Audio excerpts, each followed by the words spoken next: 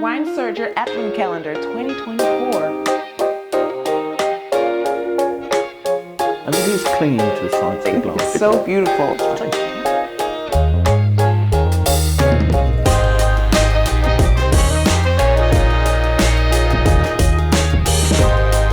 Hey guys, welcome back to day 7 of the Wine Surger Advent Calendar 2024 Wines of Americas. So David, what can you tell us about day 7? Is it anything exciting? Well, I thought day 7 is actually quite important because we're looking at a Malbec from Argentina. So this is Salentein Numina Spirit Vineyards Malbec from 2020. Malbec, very much a grape variety that Argentina's made its own. A powerful, rich wine from wonderful high altitude vineyards. So here we've got a winery that is really striving to make really high quality wines in the Uco Valley. So these vineyards are at over 1,000 meters above sea level. Oh, wow. So you've got fantastic sunlight inception here, but you've also got, because of the altitude, it's cooler, and that enables the grapes to both ripen because of the sunshine, but also to retain their acidity, their freshness, because of the cooling influence. It stops the acidity from burning off as they ripen. What else? This is actually a really historic winery. It was based on a farm that was founded in the 17th century by the Jesuits when they planted the first vines there.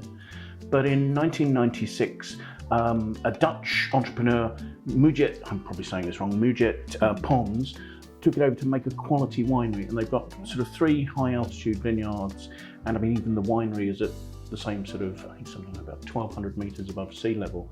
In these wonderful conditions, they've got beautiful free draining soil, and that helps because that enables the free draining soil sort of devigorate the vines and enable them to create really concentrated fruit.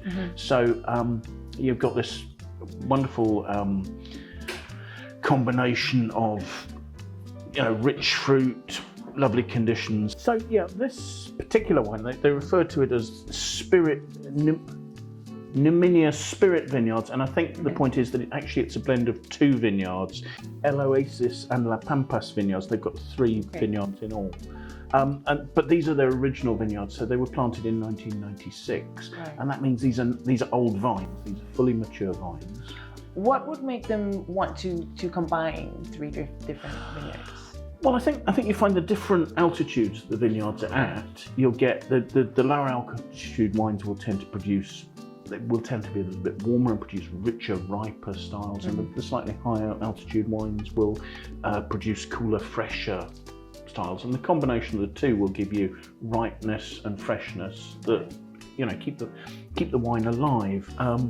So would you say this wine is more light, or is it heavier? Is it fuller? This is a pretty full-bodied wine. Okay. I think if it wasn't for the altitude here, this would be a really incredibly gutsy. I mean, the label here says this is 15% alcohol, so that's pretty high for a table wine. Yeah.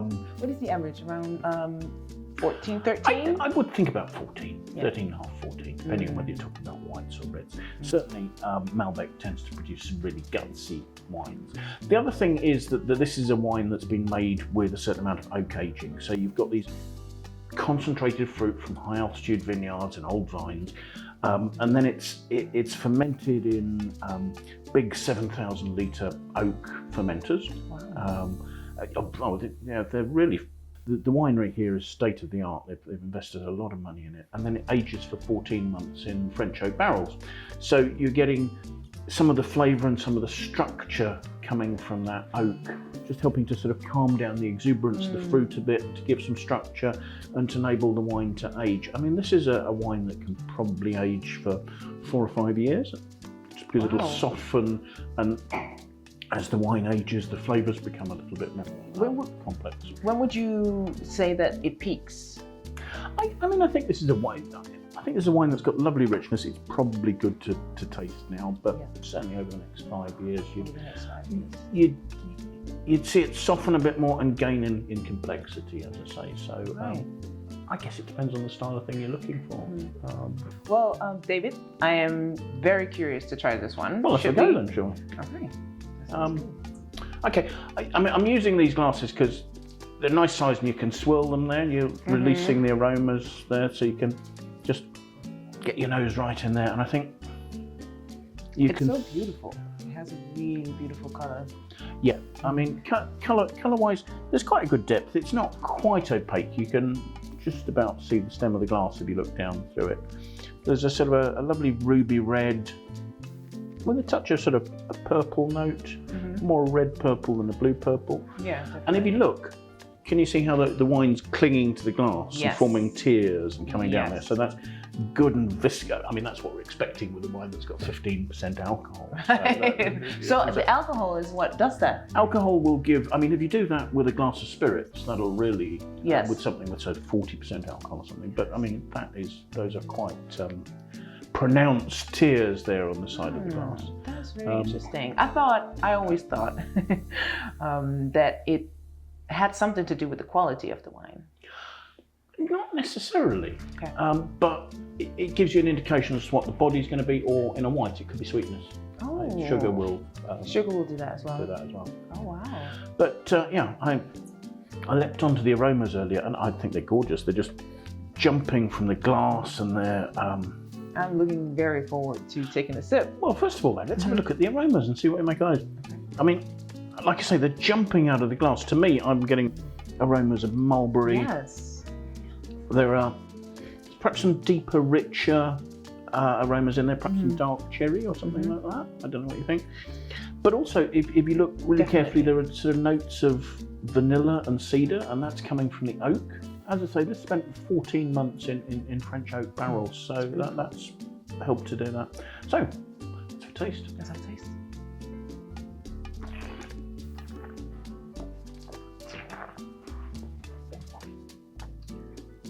So it's a dry wine. There's no sugar sweetness in there. It's very dry. But there's a freshness. Yes. Right. It feels like a kick. I say alcohol. You're feeling that more at the back of your tongue. Yeah. I mean, So actually, this is one of the things for using a glass like this for a structured wine like this, is that because it's that bit narrower, it's putting the fruit onto the middle of your tongue when you can taste it, rather than the tannin sort of spreading right across the sides of your tongue. So choosing the type of wine glass is actually quite important. I think there's a lot made of having the right sort of wine glass. You can taste wine from a good basic wine glass, but it's quite nice if you can find an appropriate wine glass for a wine. You know, for red wines, having a big glass that gives you plenty of room to release the aromas and that sort of thing is great. And remember, guys, all of this lovely information you can find in the booklet, or you can scan the QR code, which will take you to the Wine Searcher website. Yeah, if you follow the links to the Wine Searcher website, we've got a lot of information there, not just about this particular wine, but about the region it comes from, the grape varieties, the producer, the winemaking information, things like price history, what the critics have said about it. I mean, this got a 92-point score, I think, from Tim Atkin, who's a fellow master of wine. Decent score? It's a pretty good score, I think this is a nice quality wine. I'm quite happy with that as a score. So which type of food would you recommend this wine with? Because it is quite dry and sharp. Well, I wouldn't say dry. I mean, it's dry, it's not got any sweetness, but in this instance I'd say drying, because it's the tannins here, and those are the solids that have come from maybe from the pips in the fruit or the skins, but also from the oak. And you see, that's the structure that you can taste. And just for the viewers, if we can go over tannins again. The other place that we come across tannins a lot is in tea. Right. If you think about brewing tea, you're trying to get the tannins out of there. Well, here you've got something that's been produced from grape skins, which is where the colour comes from and some of the structure. In that fermentation, you've got, as I say, the pips that have been there, and they're made of wood, and these are all in a wooden barrel. And this is taking those really quite fine structural elements out of there and putting that into the wine. And it's giving you a structure that will sort of play against say if you're having a nice big juicy steak, that'll Yes. balance that sort of thing really nicely. Yeah, I can really. And again, that's part of how old a wine is and when you should think about drinking it. Because if you want to drink it with something that's very fatty, well, a younger, more robust red whose tannins are still in that sort of less smooth style will be better, because actually during the period in which a wine ages, the tannins will drop out of suspension, which is why sometimes if you get old red wine, there's a sediment at the bottom. Take up, because the tannins are sort of slowly falling out and makes the wine smoother as it ages. Oh, that's very interesting. I didn't know that. And that's why you get this shape of bottle as well, so that when you're pouring, if there's a sediment, it catches on the rim of the bottle. Do you think that with time, this wine would be more soft? Yeah, it'll soften with a little bit of age. Okay. I really enjoy it now, though. I mean, I come back to I think it depends on what sort of food you have it with, and the right occasion. Yes, definitely. I think it's a really good example of the vibrancy and the concentration that you can get from Malbec from Argentina. So I think Malbec can be quite a particular grape variety. Not everybody loves it. It is quite robust and quite full-bodied. But coming from these higher altitude vineyards gives it some freshness.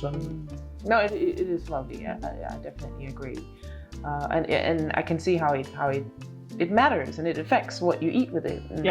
It just makes sense. No, I mean I think that's very fair. I think this is a nice example of what I expect to see from Argentinian Malbec. I think it's got some vibrancy, it's got some nice clean fruit, it's showing the freshness that I expect from that high altitude location.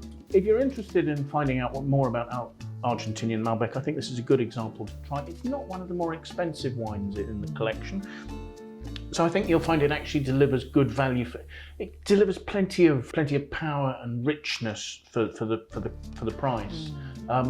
Yes, and guys, remember, scan the QR code, go to Wine Searcher, and learn more about the wine. And yeah, well, we can continue talking about this. Absolutely. But actually, it's worth realising that within the selection, I think we've got another Argentinian wine coming up, so another sort of rich, full-bodied red wine to look forward to. So yeah, I'm excited.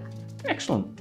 Guys, thank you for today, and remember to check back tomorrow for day 8, where we'll be back with more wine. Indeed. Yeah.